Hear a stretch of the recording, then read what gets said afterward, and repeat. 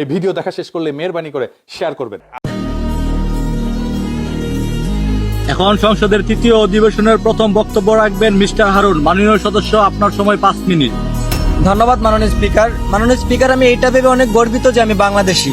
প্রকৃতির এই সবুজে শ্যামলে ভরা 6 ঋতু দিয়ে গড়া সুন্দর একটি দেশ, যার নাম বাংলাদেশ। কিন্তু অত্যন্ত দুঃখের সাথে বলতে হয়, এই অকালপক্ষ দেশে শান্তি, সম্মান, মানবতা, ন্যায় বিচার কোনোটাই নেই মাননীয় স্পিকার। মাননীয় স্পিকার, আমরা এমন এক দেশে জন্মগ্রহণ করেছি যে দেশে আইনের চেয়েও মাদক কারবারিদের পাওয়ার বেশি। এমন এক দেশে জন্মগ্রহণ করেছি যে দেশে অন্যায়, অত্যাচার, অবিচল প্রতিনিয়ত ঘটে যাওয়ার পরেও এর কোনো প্রতিবাদ নেই। আর প্রতিবাদ করবি বা কে? যে প্রতিবাদ করে তার বেঁচে থাকার অধিকারই হারিয়ে ফেলে মাননীয় স্পিকার।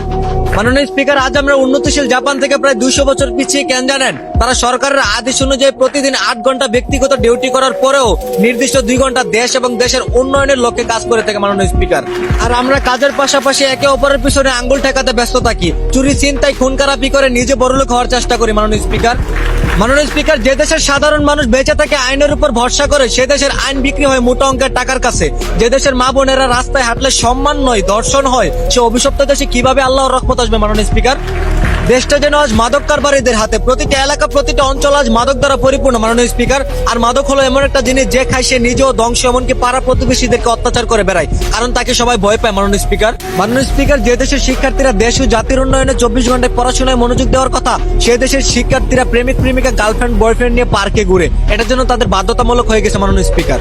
যে দেশে স্কুল ড্রেস পরে শিক্ষার্থীরা ভালোবাসার মানুষ নিয়ে পার্কে জড়িয়ে ধরে বসে থাকে, বুকরা হিজাব পরে টিকটকে নাচানাচি করে, সেই জাতি কখনো দেশের উন্নয়নের আশা করতে পারে না মাননীয় স্পিকার।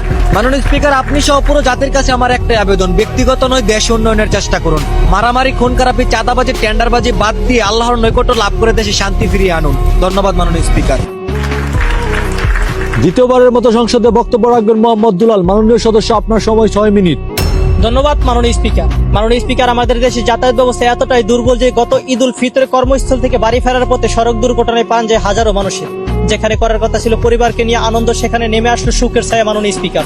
মাননীয় স্পিকার, আমাদের দেশে সড়ক দুর্ঘটনায় যতগুলি মানুষের প্রাণ যায়, মনে হলে ইরান, আমেরিকা, ইসরায়েলের যুদ্ধ এতগুলি প্রাণ ঝরে মাননীয় স্পিকার।